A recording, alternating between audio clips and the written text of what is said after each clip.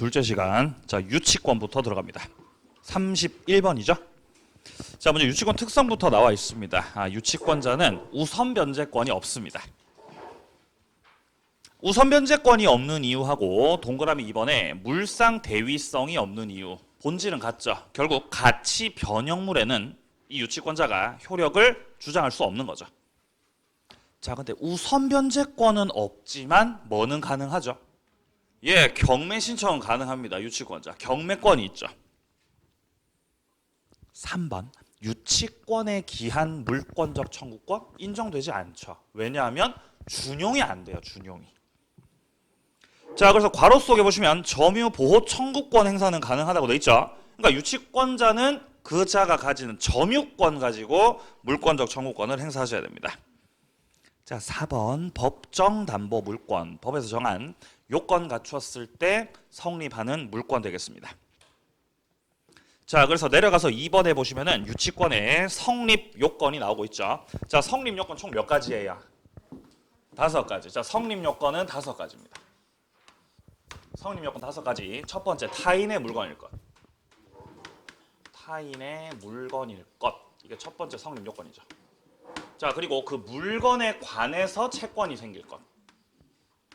그죠? 뜬금없는 채권은 안 되죠. 물건에 관해서 채권 생길 것.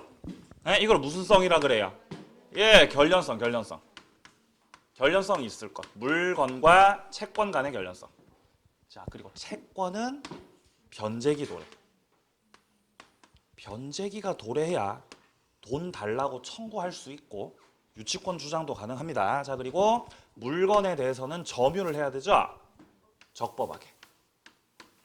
점유를 해야 되고 점유가 생명줄이죠. 생명줄. 자, 그리고 마지막으로 유치권 성립을 배제시키는 특약이 들어가면 안 된다. 성립을 배제시키는 특약이 없을 것. 이 5가지가 성립 요건이 되겠습니다. 자, 첫 번째 성립 요건부터 보겠습니다. 첫 번째, 타인의 물건일 것. 자, 기억해 보시면 자기 소유 물건. 여기에는 유치권이 성립하지 않습니다. 자, 그래서 그 밑에 줄에 보시면은 도급인, 수급인 사이에서 도급인에게 소유권을 귀속시킨다는 특약이 없다면 이렇게 돼 있죠. 자, 이렇게 임야가 있고 임야를 갑이 소유. 임야가 대지를 갑이 소유. 근데 여기서 갑이 을에게 공사 의뢰를 하는 거죠. 공사 의뢰. 그게 바로 도급 계약입니다. 자, 그러면은 갑이 도급인, 도급 계약을 통해서 을이 수급인으로서 공사를 하시는 거죠. 수급인.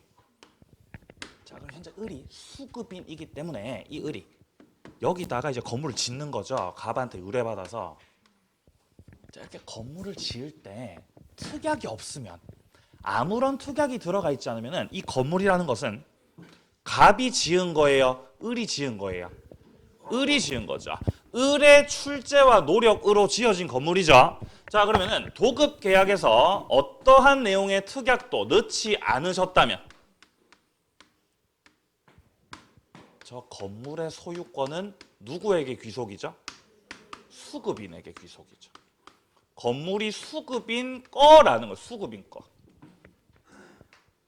그렇기 때문에 갑이 이런 경우에 공사비를 안 줄 때, 갑이 공사비 안 줄 때 을이 수급인이 이 건물에 대해서 유치권을 행사하겠습니다. 그게 되는 거야, 안 되는 거야? 안 되죠, 안 되죠. 유치권을 행사할 수 없는 거예요. 왜 안 되죠? 자기 거니까. 자기 물건에 대해서는 유치권 주장을 못 하시거든요. 자, 그러니까 유치권을 주장하려면 도급 계약을 할 당시에 특약을 넣어야 돼요. 건물은 을이 짓는 거지만 저 건물에 소유권이 누구한테 귀속이 되도록? 갑한테 되도록. 소유권 귀속은 갑에게 되는 것이다. 이렇게 특약을 넣으시면은 이 건물이 누구 거? 갑 거, 도급인 거 되는 거예요. 도급인 거. 자, 이렇게 특약이 들어간 경우라면은 갑이 공사비 안 줄 때 을이 야, 그럼 나 유치할게. 돼야 안 돼요? 되는 거죠. 가능하다. 자, 그래서 지금 우리 자료에 나와 있는 것은 도급인에게 소유권 귀속시킨다는 특약이 없다면이잖아요. 이런 경우는 이 건물이 수급인의 소유가 되기 때문에 유치권 주장할 수 없어요. 자기 거거든요. 자, 그리고 타인의 물건이기만 하면은 제3자 것이라고 해도 문제 없죠. 채무자 소유의 물건이든 제3자 소유의 물건이든 상관없다. 그게 니은이죠. 이것이요. 수급인이 독립한 건물이라고 볼 수 없는 정착물을 토지에 설치했다. 아직 건물이 되지 못한 거죠. 그냥 정착물이라는 거죠. 공사가 중단됐다고 나와 있죠. 자, 그러면 아직 건물이 된 거다, 건물 안 된 기다 이거. 건물 안 된 기다. 독립한 물건이다, 물건 아니다. 물건 아니에요. 그냥 토지에 붙어 있는 거라는 거죠. 따라서 이런 경우는 토지 부합물에 불과하기 때문에 유치권 행사를 못합니다. 물건이 아니어서. 자, 뒤로 가죠. 자, 이제 두 번째 성립 요건입니다. 결련성이죠. 자, 기역과 니은해 보시면은 기역은 결련성 인정되는 거죠. 수리비, 공사비, 비용상환 청구. 자, 그리고 목적물 자체로부터 발생하게 된 손해배상 채권. 이게 바로 개한테 물린 거죠. 개한테 물리면 그 개가 목적물이잖아요. 개로부터 뭐가 생겼어요? 손해. 개로부터 손해가 생겼죠. 개로부터 채권이 생긴 거예요. 그죠? 따라서 치료비를 안 주면 개를 유치할 수 있다는 거죠. 그죠? 자, 그리고 결련성 인정되지 않는 것들. 이것들은 잘 기억을 해 두셔야 돼요. 결련성 인정 안 되는 거. 결련성이 부정되는 것들이죠. 부정. 가장 대표적인 것이 보증금. 임대차 보증금은 임대차 계약에서 오간 돈일 뿐 목적물에다가 투입한 비용은 아니다. 이게 판례 입장. 자, 그리고 권리금. 권리금은 신규 임차인한테 받는 거지. 이거 가지고 유치권 주장하시면 안 된다. 자, 그리고 매수 청구도 있죠. 부속물이나 지상물이나 여기에 대한 매수 청구권. 부속물 매수 청구나 지상물 매수 청구권을 행사를 하면은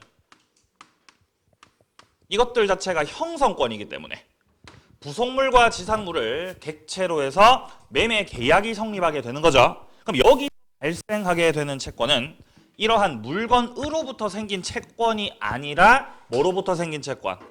매매 계약으로부터 생긴 채권이죠. 그리고 건축 자재 대금 채권. 자재값 달라고 유치권 주장할 수 없죠. 자재 대금 채권. 자, 그래서 부속물, 지상물 매수 청구권 원인 채권하고 건축 자재 대금 채권 같은 경우는 매매 대금 채권이라는 공통점 가지고 있습니다. 따라서 이런 매매 대금 채권들은 물건으로부터 발생된 채권이 아니라 매매 계약으로부터 비롯된 채권이기 때문에 유치권 주장할 수 없는 것이죠. 자, 그리고 마지막 지금 둘째 줄에 보시면 또 이런 게 나오죠. 신탁자가 수탁자에게 제공했던 매매대금 상당의 부당이득 반환 청구권. 이거 계약명의신탁에서 나오는 거죠. 계약명의신탁이라는 건 이런 거죠. 매도인이 있고 이 매도인으로부터 물건을 매수하는 자가 있고 물건을 매수하는 자. 자, 그리고 을이 병으로부터 물건을 매수하는데 을이 자기 돈으로 사는 것이 아니라 갑이 을한테 자금을 제공하고 야, 내가 돈 줄 테니까 내가 준 돈으로 병하고 매매 계약을 체결하고 네가 직접 이전 등기를 받도록 해라. 이렇게 하시는 형태. 이런 명의신탁을 계약 명의신탁이라고 합니다. 자, 그러면 여기서 자금을 제공하는 갑이 신탁자죠. 자금 제공받는 을이 수탁자죠. 수탁자. 기억나세요? 기억이 잘 안 나요. 나긴 나죠. 잘 안 나죠. 근데 그러니까 유치권 문제 풀다가 갑자기 이게 나오면 머릿속이 이제 또 희미해지는 거예요. 그런 걸 많이 파요. 출제하시는 분들이. 그러니까 해당 논점을 물어보다가 갑자기 다른 거 물어본다고요. 갑자기 뜬금없는 거. 예? 그때 흔들리면 안 돼요. 그때. 자, 여기서 부동산 누구 거예요? 이렇게 되면 을 거죠, 그죠? 땡, 틀렸어요. 그게 아니에요. 자, 이런 경우에 매도인이 선이면 매매가 유효가 되고 수탁자 명의 등기가 유효가 돼요. 매도인이 선이면, 그죠? 자, 근데 만약에 매도인이 악이면 어떻게 돼요? 그럼 다 무효돼. 매도인이 이미 알고 있었으면은 매매가 무효, 수탁자 명의의 등기도 무효가 됩니다. 이렇게 처리되죠. 계약명의 신탁.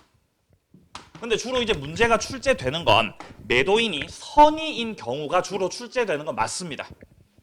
자, 그러면 매도인이 선의인 경우라고 한다면은 이 등기가 유효기 때문에 을이 부동산 소유자죠. 자, 그래서 신탁자가 수탁자한테 부당이득 반환 청구할 때 돌려주세요. 이렇게 부당이득. 돌려주세요라고는 안 하겠죠. 반말하겠죠, 그죠? 야, 돌려주라. 부당이득 반환 청구를 할 때 부동산에 대해서는 부당이득 반환 청구를 하실 수가 없습니다. 부동산은 돌려달라고 할 수 없어요. 확정적으로 을 겁니다. 매도인이 선의일 때. 그러니까 부동산 돌려달라고 하지 말고 뭐를 돌려달라고? 내가 제공했던 이 자금을 돌려달라고.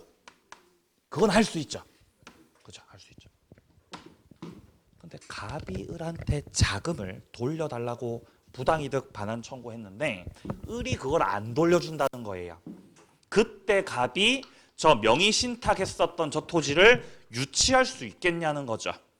자, 그러면 현재 갑이 가진 저 채권 같은 경우는 명의 신탁에서 줬던 그 돈을 달라고 하는 거죠. 그러니까 명의 신탁으로부터 생긴 채권입니까? 부동산으로부터 생긴 채권입니까? 결국 명의 신탁으로부터 비롯된 거죠. 여기서. 그죠? 따라서 결련성 인정 부정. 결련성 부정. 유치권 주장할 수 없다. 자, 들어갑니다. 세 번째 성립 요건, 적법하게 점유해야 된다. 불법 점유는 안 돼요. 자, 그리고 니은에 보이듯이 적법 점유가 추정됩니다. 따라서 유치권자가 직접 나 적법인데요, 입증 안 하셔도 돼요. 상대방이 불법이라는 거 반대 입증하셔야 됩니다. 자, 디귿입니다. 제3자가 직접 점유한다. 그러면은 유치권 성립에 아무런 문제가 없죠. 왜냐하면 물건을 그냥 갖다 맡긴 거거든요. 그러면 제3자가 직접 점유하고 유치권자는 무슨 점유하고? 간접 점유하고. 그렇게 해도 됩니까? 그렇게 해도 되죠. 그게 바로 이제 개가 문 거잖아요. 개가 을을 물었고 갑이 개 주인이에요. 개 주인. 갑이 견주. 견주죠, 견주.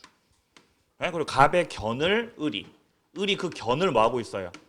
유치하고 있죠. 견을 유치합니다. 유치. 근데 이 견을 갖다 유치하려면은 을이 점유를 해야 된다는 거죠. 근데 직접 점유를 안 하고 어떻게 점유를? 간접 점유한다는 거죠. 딴 사람한테 맡기는 거죠. 그럼 갖다 맡기게 되면은 이 수치인 제3자가 이 개를 갖다가 직접 점유를 하고 유치권자는 무슨 점유? 간접 점유하는 거죠. 이렇게 되는 경우라도 유치권은 문제없이 성립해야 안 해요. 성립한다는 거예요. 근데 누가 직접 점유하면 안 되죠? 채무자가 직접 점유하면 안 되죠. 병이 여기서 또 맡긴 거예요. 병이 또 맡겼어요. 개를 또 맡겼어요. 근데 개가 갑이었어요. 완전 반전이었죠. 그죠? 병이 갑한테도 개를 갖다 맡긴 거죠. 이러면 채무자가 무슨 점유를? 직접 점유할 거 아니에요. 이런 경우라면 유치권 성립한다, 안 한다? 안 하는 거죠. 왜냐하면 갑이 개를 데리고 도망갈 거잖아요. 유치권 성립 안 해요, 이러면. 자, 따라서 직접 점유, 리을에 나오듯이 채무자가 직접 점유한다. 유치권 성립하지 않습니다. 미음하고 비읍하고 잘 봐두셔야 돼요. 이거 중요한 부분이죠. 이거. 자, 경매개시 결정에 기입 등기 후에 유치권이 성립했다. 자, 이런 유치권을 제가 무슨 유치권이라 그랬어요? 기억 안 나세요? 예. 이렇게 수업하다 보면 이렇게 이렇게 하시잖아요. 그럼 제가 불안해요, 제가. 실수를 한 건지. 이렇게 하시는 분도 있어요, 학원들마다. 한 2분 계세요, 학원들마다. 꼭 매년 있어요, 매년. 이렇게 하시는 분도 있어요. 불안하죠, 그럼 마음이. 예? 불안합니다. 자, 이렇게 목적물이 있죠. 자, 목적물이 있고 이 목적물 현재 이 건물을 갑이 소유하고 있습니다. 갑이 소유. 갑이 소유하고 있고 이 건물에 저당권 설정돼 있습니다. 저당권 설정.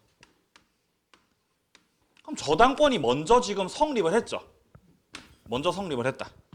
자, 그리고 나서 이 갑이 변제를 못하니까 저당권자가 경매를 신청할 수 있죠. 그러면 저당권자의 경매 신청이 있을 때 이때 비로소 등기부상 경매 개시 결정이라고 하는 기입 등기가 되는 거예요.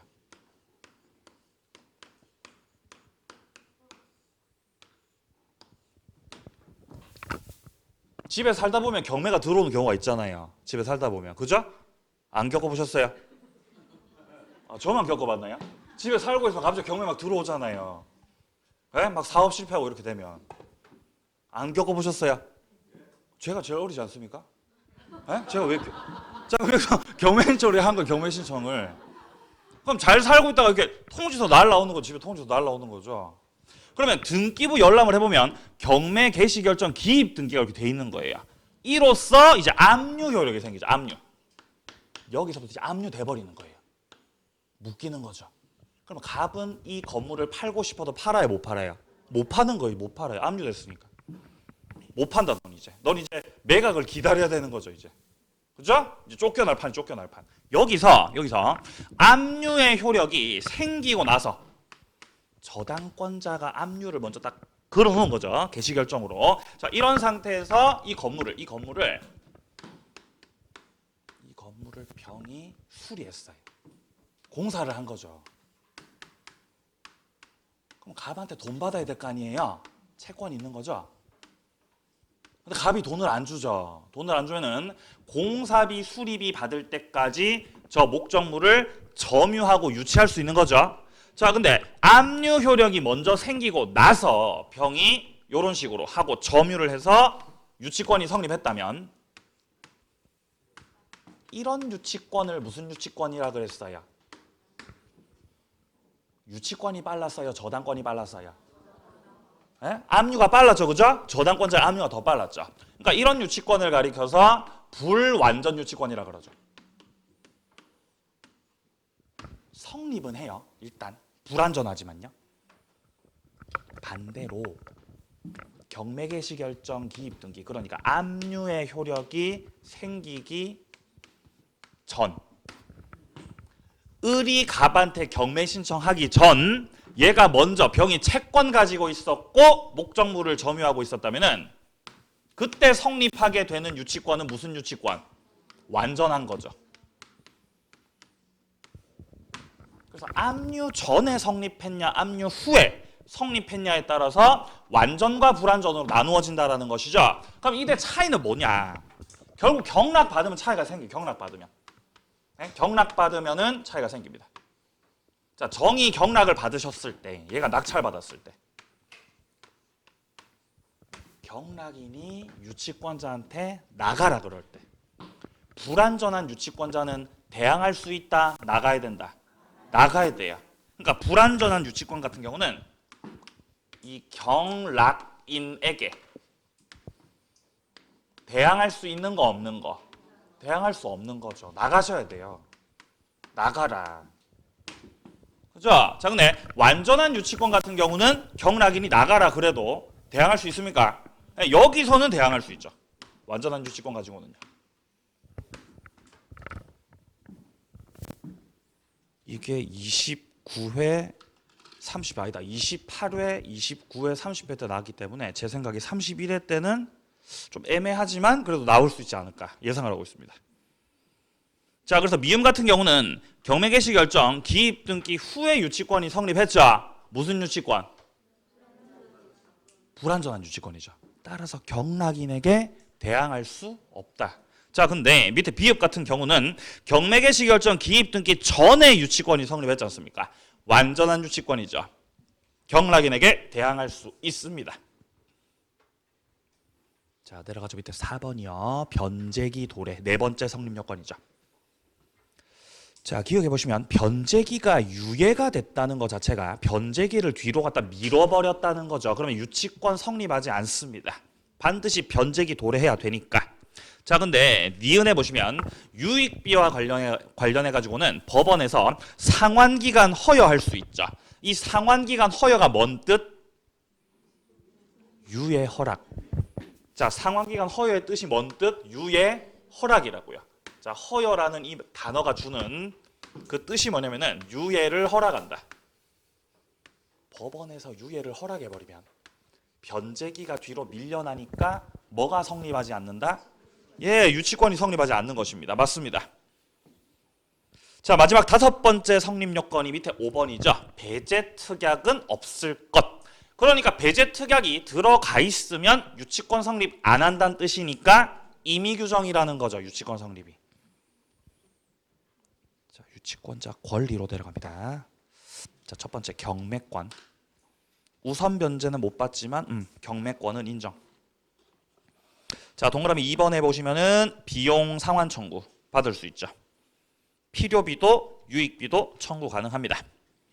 자, 그리고 3번에 보시면 간이 변제 충당이라고 하는 것이 나오는데 이거는 대물 변제 성격이죠. 계속해서 채무자가 변제 못하는 경우에 물건으로 직접 변제 받는 거, 이거를 법원에다가 청구를 하는 거죠. 자, 4번입니다. 과실 수취 가능합니다. 근데 과실이 금전이 아니라면 이 과실을 경매해서 돈으로 바꿔서 채권에 충당시킬 수 있죠. 자, 그리고 유치적 효력입니다. 자, 유치권자가 목적물을 점유한 상태에서 인도를 거절하는 것이 바로 유치적인 효력이죠. 니은에 보시면 유치권은 아시다시피 물권이에요. 따라서 모든 사람에게 다 주장을 해버리죠. 유치권은. 물론 완전한 유치권을 말을 하겠죠.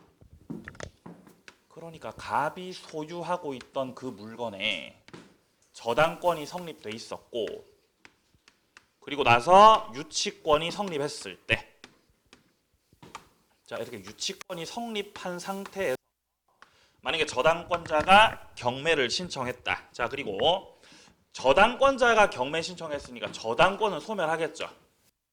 그리고 저당권자는 우선 변제 받고 이제 가겠죠. 집에 가죠. 그러면은 이 목적물 소유자가 바뀌죠. 경매됐으니까. 경락받는 거죠. 이때 소유자는 바뀌었지만, 경매로 소유자는 바뀌었지만 유치권은 소멸해야 안 해요? 안 하거든요. 경락인은 나가라 그러죠. 나가요, 안 나가요? 안 나가죠. 그러니까 경락인에 대해서도 야, 나는 계속해서 이 목적물을 점유하면서, 점유하면서 인도할 거야, 인도 거절할 거야, 인도 거절할 거야 라는 걸 주장할 수 있어요, 없어요? 주장할 수 있죠. 안 나가, 이렇게. 그럼 경락인이 물어보죠. 선생님, 그러면 돈을 달라는 겁니까, 지금? 아니, 선생님, 지금 그러면 저한테 돈 달라고 하시는 거예요? 라고 경락인이 물어볼 때, 이 유치권자가 그래, 맞아. 그래, 맞아. 네가 돈 갚아. 변제 청구. 할 수 있어요, 없어요? 그건 안 된다고요, 그거는. 그건 안 돼요. 그러니까 눈치가 빨라야 돼요, 경락인이. 그죠? 선생님, 빨리 나가세요. 그럼 안 나가죠, 유치권자가. 계속 유치권 주장하는 거예요. 그러면 돈 달라는 겁니까? 아, 그건 아니지. 그건 아니지. 그럼 어떻게 해야 돼요? 그냥 돈 줘야 돼요? 그럼 돈을 주면 받을 수 있어요, 없어요? 받을 수 있죠. 근데 돈 달라고 청구? 그건 안 된다는 거죠. 왜냐하면 유치권자가 변제를 청구하는 건 채권을 주장하는 거죠. 채권. 자, 유치권자가 점유하고 인도 거절하는 거는 물권을 주장하는 겁니다. 이거는 물권 주장. 따라서 누구에게나 주장할 수 있고 경락인에게도 주장할 수 있다. 자, 근데 여기서 변제를 청구한다는 거는 뭐를 주장하시는 거? 채권. 채권을 주장하는 거니까 경락인한테 돈 갚아라 그거 하지 마시라고. 돈 갚으라고 누구한테 청구? 갑한테 청구해야죠. 돈 갚으라고. 그러니까 경락인이 돈을 줘야 돼요. 결국에는 받는 거죠. 그죠? 너무 많이 웃으면 안 되죠. 돈 받을 때. 그죠? 무표정으로 받으셔야죠. 돈을 무표정으로 받으셔야 됩니다. 자, 그래서 디귿 해보시면 경락인에 대해서도 유치권을 주장할 수 있어요. 다만 변제 청구는 할 수 없습니다. 자, 마지막 권리, 보존을 위한 사용. 그냥 사용 말고 보존 사용이에요. 채무자 승낙이 없어도 보존을 위한 사용은 할 수 있다. 보존 사용으로 대표적인 예가 바로 니은에 나오는 유치물인 주택에 거주하는 겁니다. 주택에 거주할 수 있죠. 그러니까 유치권자가 주택 거주할 때는 채무자 승낙받고 거주, 승낙 안 받아도 거주. 안 받아도 거주할 수 있다는 거예요. 다만 안 받아도 거주는 할 수 있지만 사용료는 내야죠. 그죠? 사용료 내야죠. 그러니까 그게 바로 디귿이죠. 주택을 사용함으로써 얻게 되는 그 이득, 임대료는 반환을 하셔야 됩니다. 나중에 정산하면 되겠죠? 네, 유치권자 받을 돈 있으니까 나중에 정산하면 되죠. 자, 내려가죠. 의무요. 자, 첫 번째 의무는 선관주의 의무죠. 자, 그리고 동그라미 2번에 나오듯이 사용되어 담보 제공을 할 때는 소유자, 그러니까 즉 채무자로부터 승낙받을 의무가 있다. 자, 3번 유치권자가 이런 의무를 위반하면 채무자가 소멸 청구하죠. 그럼 유치권이 없어져요. 네, 의무 위반하시면요. 그럼 의무를 위반해서 없어지는 거예요? 소멸 청구해서 없어지는 거예요? 아니에요. 소멸 청구해서 없어지는 거예요. 다시 한번 의무를 위반해서 없어지는 거, 소멸 청구해서 없어지는 거. 소멸 청구해서 없어지는 거예요. 지금 제가 무슨 말인지 이해가 잘 안 되죠. 도대체 뭔 말을 하고 있는 거냐 지금. 자, 그러니까 예를 들어서 갑이 채무자. 갑이 채무자. 갑의 자동차를 을이 수리했어요. 수리. 갑 자동차 수리했다. 자동차.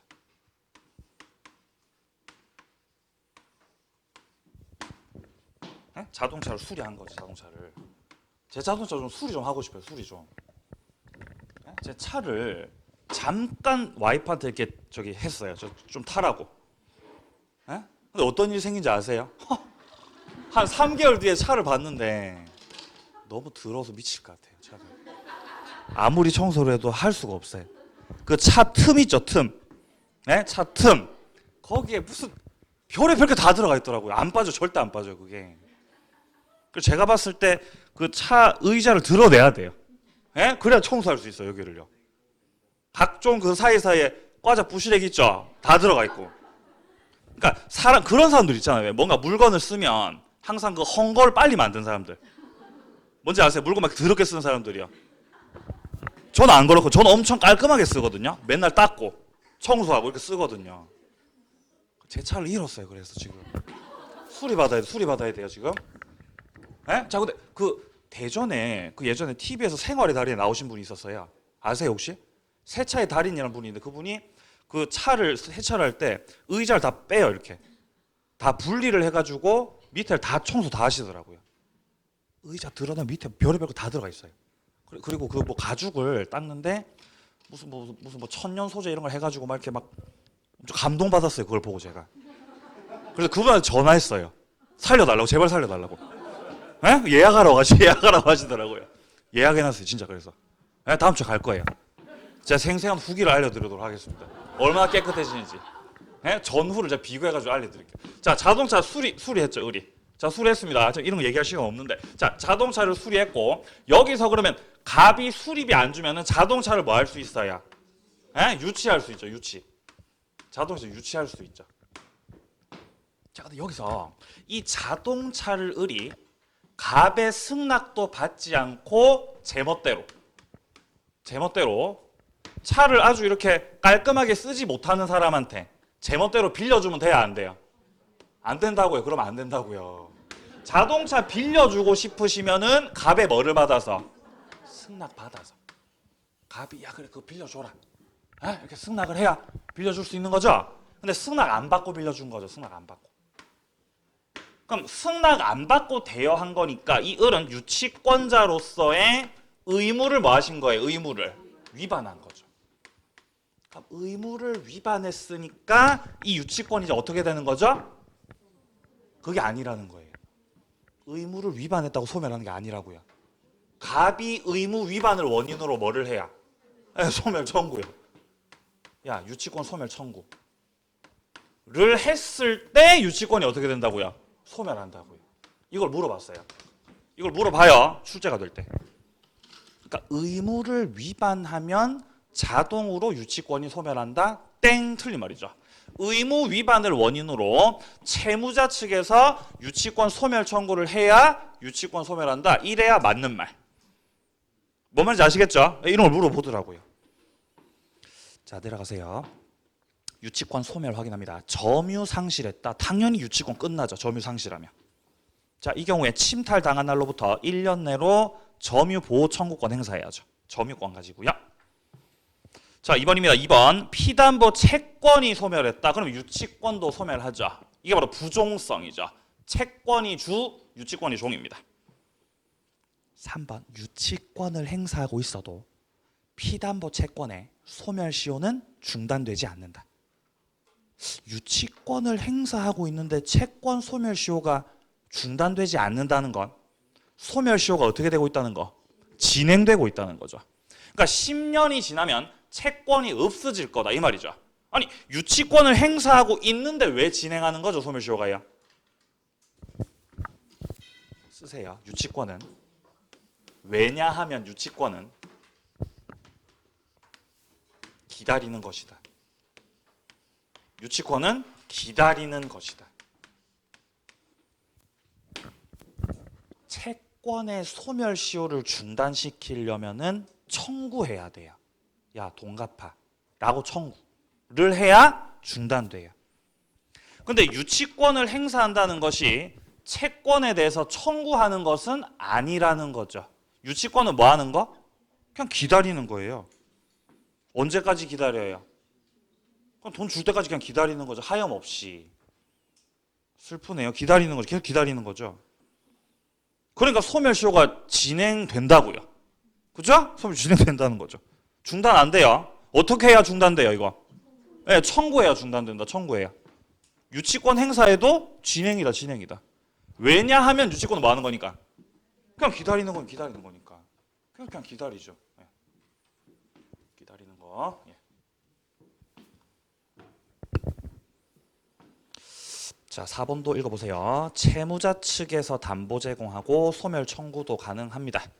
채무자가 다른 담보 제공하는 거예요. 자, 여기까지가 유치권이었고요. 자, 32번 논점으로 갑니다. 저당권이죠. 자, 먼저 첫 번째로 저당권 성립부터 나와 있습니다. 저당권 설정자는 채무자가 주로 저당권 설정자죠. 이 저당권 설정자라고 하면은 담보 제공자라는 말입니다. 담보를 제공하는 자. 자, 근데 채무자가 담보를 제공할 수도 있지만 누가 담보 제공할 수도 있어요? 예, 물상보증인 제3자가 담보 제공할 수도 있죠. 그러면 걔를 물상보증인이라고 하죠. 자, 두 번째 저당권자. 원칙적으로 채권자가 저당권자죠. 채권자와 저당권자는 주체를 달리할 수 없어요. 같은 분이어야 되는 거죠? 채권자가 저당권자. 자, 근데 니은에 채권자, 채무자, 제3자 사이에서 3자 간 합의가 있고 채권이 제3자에게 귀속됐다고 볼 수 있는 이런 특별한 사정이 있다면은 채권자 아닌 다른 제3자 명의로 저당권 등기를 해도 예외적으로 유효죠. 원칙적으로는 무효입니다. 원칙적으로는요. 자, 여기 소비대차 계약을 통해서 현재 을이 채권자예요. 을이 채권자. 을이 채권자고 갑이 채무자. 그럼 당연히 저당권자로 등기하려면은 저 을, 채권자 을 명의로 저당권 등기해야 될 거 아닙니까? 그죠? 부종성. 자, 근데 채권자 명의로 저당권 등기 안 하고 누구 명의로 저당권 등기해놨다고요? 제3자 명의로. 병이라고 있습니까? 병 없잖아요. 에? 제3자 명의로. 그죠? 제3자 명의로 저당권 등기하셨다는 거죠. 이렇게 하지 말라는 거예요. 이렇게 하지 마. 왜냐면은 저당권하고 채권은 같이 가야 되니까. 무슨 성? 부종성. 그러니까 원칙적으로는 이렇게 제3자 명의 저당권 등기 있죠. 이거 무효예요. 원칙적으로 이건 무효입니다. 야, 가서 을명의로 저당권 등기해라. 이건 무효죠, 무효. 다만 예외적으로 이게 유효가 되는 경우는 3자 간에 뭐가 있다고요? 3자 간에 합의가 있는 거죠. 3자 간에. 야, 제3자 병의 명의로 저당권 등기합시다에 대해서 3자 간 합의가 있다. 자, 그리고 만약에 이 채권자가 법인이고 주식회사라던가 법인이고 그리고 이 병이 이 법인의 대표이사라면 병이 대표다. 자, 그러면 빌려준 건 법인 명의로 빌려줬다. 근데 자, 실질적으로 법인 명의로 저당권 등기까지 해버리면은 나중에 경매 집행할 때 이제 이게 번거로울 수 있으니까 대표자 명의로 이렇게 저당권 등기해 놓자는 거죠.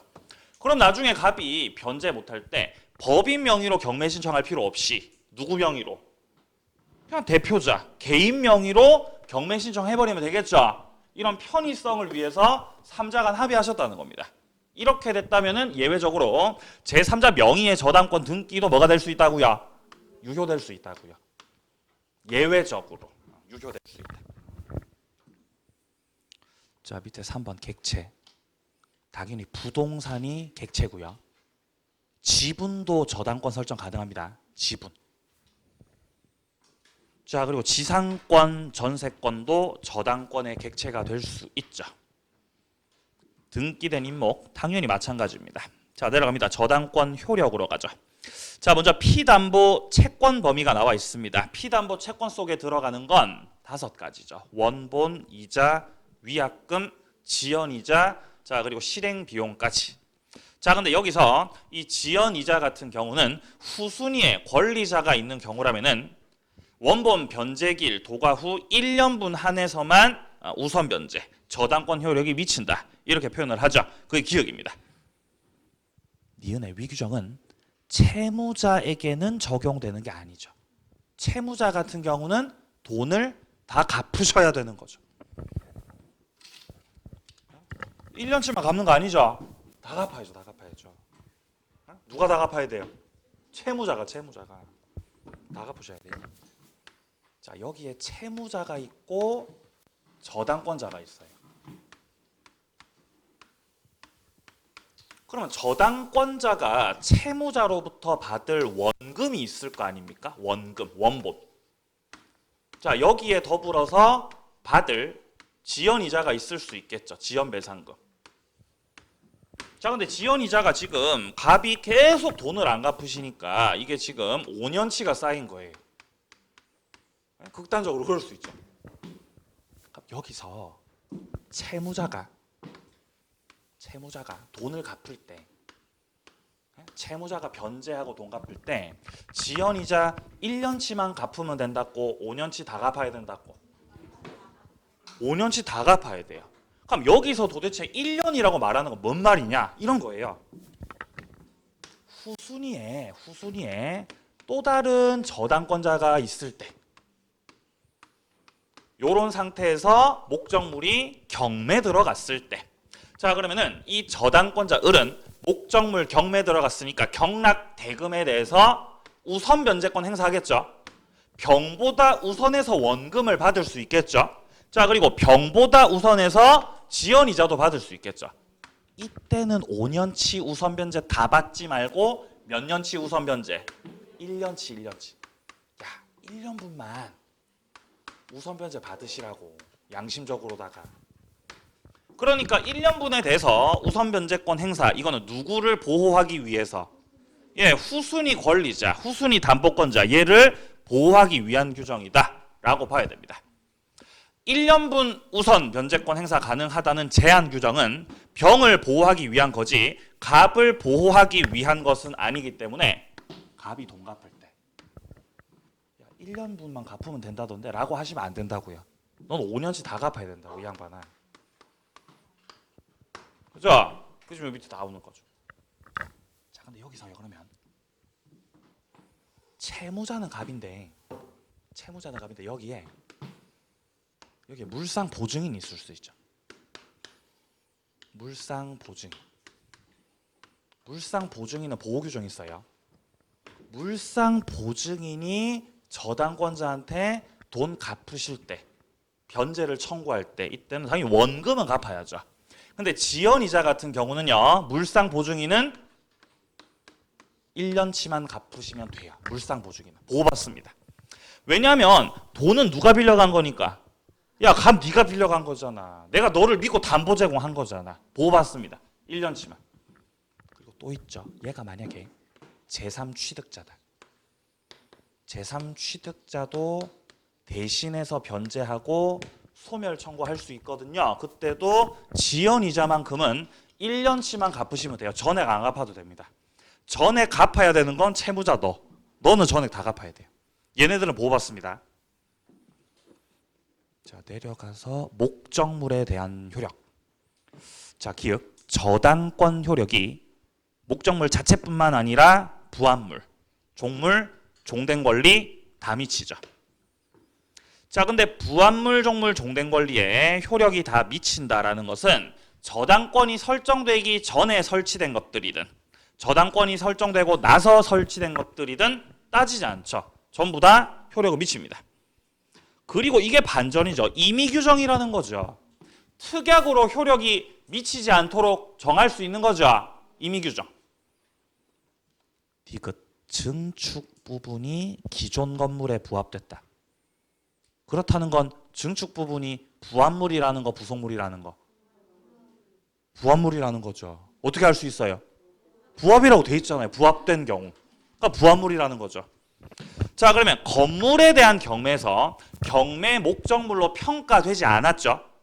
목적물로 평가가 되지 않았다고 하더라도 저당권 효력은 부합물에 미치기 때문에 이 증축된 부분에 대해서도 매각이 되고 경락 다 받습니다. 평가가 돼도 평가가 안 돼도 효력 다 미치니까. 따라서 둘째 줄 중간에 경락이는 부합된 그 증축 부분의 소유권도 다 같이 취득을 합니다. 자, 그리고 리을에 나오는 거. 건물에 대한 저당권 효력은 그 건물을 위한 지상권, 토지 전세권, 토지 임차권, 대지 사용권 이런 것들이 바로 전부 다 토지 사용권들이죠. 이것들이 종된 권리잖아요. 여기에도 저당권 효력이 다 미치죠. 따라서 건물 경락인은 등기 없이도 다 취득을 하죠. 자, 미음이요. 토지 위의 건물, 농작물, 명인방법 갖춘 수목 이런 것들은 토지하고 안 합쳐지는 것들이잖아요. 부합이에요, 부속이에요? 다 부속이라고 해야 되죠. 예? 토지하고 안 합쳐지는 것들, 독립적으로 존재하는 것들이죠. 그렇기 때문에 토지 저당권 효력이 건물, 농작물, 그다음에 명인방법 갖춘 수목 이런 것들에는 효력이 미치지 않는다는 것이에요. 안 합쳐졌으니까요. 자, 그리고 비읍에 과실은 설정자의 것이기 때문에 원칙적으로는 저당권 효력이 과실에 미치지 않죠. 다만 과실에 효력이 미치는 경우는 뭐를 들어갔을 때? 압류 후. 압류 후에는 과실에 효력이 미친다. 자, 내려가서 물상대위. 물상대위는요. 기억에 나오듯이 공용징수 멸실 훼손됐을 때 가치 변형물에 효력이 미치는 거. 자, 여기서 말하는 이 가치 변형물 예를 들면 보험금, 수용 보상금 이런 것들이죠. 여기에 효력을 저당권자가 주장할 수 있는 거죠. 근데 효력을 주장하려면 반드시 뭐를 해야 되죠? 압류해야 돼요. 압류해야 돼요. 자, 갑이 가졌던 토지가 있었죠. 토지가. 그리고 이 토지를 저당을 잡았던 거예요. 딱 저당을 딱 잡고 있었죠. 근데 토지가 어느 날 갑자기 수용되면, 토지가 갑자기 느닷없이 수용 돼버리면은 토지 소유권이 국가에 넘어가잖아요. 국가로 넘어가 버리죠. 그러면 갑이 가지고 있던 토지 소유권은 이제 상실돼 버리는 거죠. 그러면 원칙적으로는 이 저당권도 없어지는 거예요. 그러니까 저당권자가 살고 싶으면은 이 수용 보상금에 대해서 재빨리 뭐를 들어가시라고요? 압류 들어가시라고요. 압류. 빨리 압류해야 돼요. 이렇게 빨리 압류를 들어가야 되는 이유는 이 보상금을 특정시키기 위한 거죠. 특정시키기 위한 거.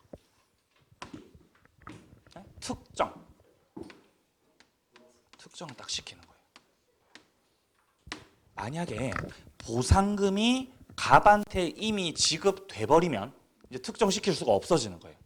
그러니까 보상금이 갑의 계좌로 꽂히기 전까지 재빨리 압류하셔야 되는 거예요.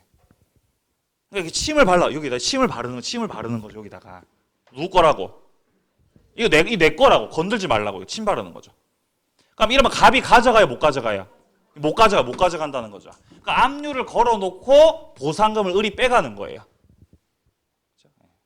근데 이 압류를 저당권자가 걸지 않고 저당권자가 압류 걸기 전에 갑한테 받을 돈 있었던 다른 제3자, 다른 채권자가 대기하고 있다가 더 빨리 압류 들어간 거예요. 제3자가. 이런 경우에 저당권자는 보상금에 대해서 효력 주장할 수 있는 거 없는 거? 압류는 뭐 때문에 한다고요? 특정이요. 그러면 제3자가 압류해도 보상금은 특정이 되겠죠? 그럼 저당권자는 고맙죠. 효력 주장할 수 있습니다. 그러니까 반드시 스스로 압류할 필요는 없다는 거예요. 제3자가 압류해놨으면은 그래 고맙다. 자 그러면 채권자하고 저당권자 있으니까 누가 우선하는 거? 채권자가 우선, 물권자가 우선. 물권자가 우선한다는 거죠. 그럼 저당권자가 효력 주장할 수 있는 거 없는 거? 있는 거라는 거예요. 효력 주장할 수 있는 거. 물론 다른 사람이 침발라는 생각 좀 더럽긴 하겠죠. 하지만 효력을 주장할 수 있는 거예요. 자, 그게 지금 뭡니까? 어디 나와 있습니까? 자, 디귿 보세요. 디귿. 자, 디귿 보시면요. 이를 반드시 저당권자가 해야 되는 것은 아니다. 일반 채권자나 제3자에 의해서 압류된 경우라도 물상 대위는 인정이다. 인정. 리을이요. 전세권을 저당권 목적으로 했을 때 전세금 반환 채권에 대해서 물상 대위가 인정된다. 전세금 반환 채권. 그러니까 원래 애초에 저당권자가 담보 잡았던 거는 뭐를 담보 잡았었다는 거죠, 지금? 네, 전세권을 담보 잡았었다는 거예요.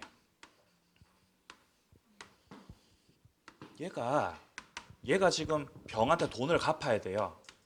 병이 채권자죠. 야, 빨리 돈 갚아라, 이 양반아, 지금. 그래서 병이 을을 찾아갔죠. 빨리 돈 갚아라. 그러니까 이 채무자가 재산이 없는 거죠.